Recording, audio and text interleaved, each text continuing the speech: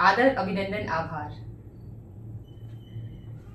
ऐसा कौन करता है, ऐसा कौन करता है कि चुनाव से थोड़े ही दिन पहले आप इस तरीके की भविष्यवाणी करते हो ना कि यानी भारत का स्टॉक मार्केट के लिए उसके सारे जो उनके प्रोग्रामिंग के जो प्रोग्रामिंग वाले जगह, और वो भी देश के 2 बड़े नेता। तो 6 जून के पहले आप बाय कर लेना, 4 जून के पहले वो सूट अप करेगा। जी हाँ, मैं बात कर रही हूँ प्रधानमंत्री नरेंद्र मोदी जी की और अमित शाह की, including the finance minister as well. वो इतनी बड़ी भविष्यवाणी करते हैं,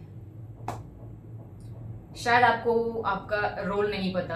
आप भविष्यवाणी करने के लिए नहीं है, आप देश की सरकार को, देश को चलाने के लिए हैं, क्योंकि आपका एक कदम हजारों लाखों निवेशकों को नुकसान पहुंचा सकता है। इस चीज का इल्म आपको होना चाहिए। न्यूज चैनल के फर्जी एग्जिट पोल जिसमें बीजेपी, भारतीय जनता पार्टी को 400 सीटें बताई गई थी, अब ये मामला सुप्रीम कोर्ट पहुंच गया है। जी हां, जब 2024 के लोकसभा चुनाव के नतीजे आए थे तो इसमें 5 करोड़ निवेशकों का नुकसान हुआ था, मतलब लगभग 30 लाख करोड़ का नुकसान। दोस्तों, ये छोटा मोटा नुकसान नहीं है, ये बहुत बड़ा नुकसान है। जो भोली भाली जनता आप पे इतना विश्वास करती है, आपके सिर्फ कहने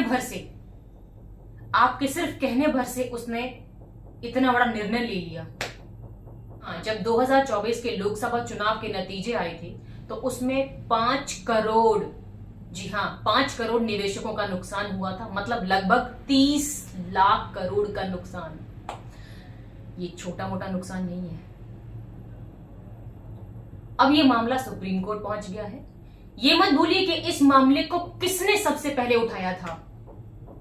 इसे इतना बड़ा घोटाला बताया था जिसमें उन्होंने स्वयं प्राइम मिनिस्टर नरेंद्र मोदी और अमित शाह को कटघरे में रखा था। मगर अब ये मामला सुप्रीम कोर्ट पहुंच चुका है। राहुल गांधी पहले ही ज्वाइंट पार्लियामेंट्री कमेटी से जांच की मांग कर चुके हैं। मैं ये पूछना चाहती हूं कि इतनी बड़ी जनता जो आप पे विश्वास करती है, आप पे अंधा भरोसा करती है, इसका सवाल तो उठेगा ही, और इसके सवाल का जवाब भी आपको देना होगा। आज नहीं तो आने वाले समय में भी ये सवाल तो उठेंगे ही। लेकिन अब इंटरनेशनल बदनामी हो रही है। जी हाँ, इंडिया टुडे के प्रदीप गुप्ता, जब उनके नतीजे गलत साबित हुए तो वो किस तरीके से रो रहे थे, ये सबने देखा था। अब भारतीय जनता पार्टी को 400 सीटें देने वाले एग्जिट पोल की चर्चा अंतरराष्ट्रीय लेवल पे हो रही है। दुनिया का सबसे बड़ा चैनल CNN, उसमें भी एक्सिस के प्रदीप गुप्ता की चर्चा हो रही है।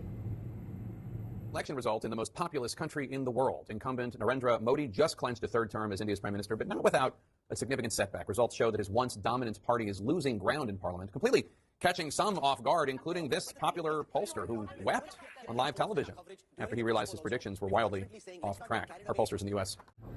अगर इसका शॉर्ट में अनुवाद करूं तो प्राइम मिनिस्टर नरेंद्र मोदी कटघरे में है।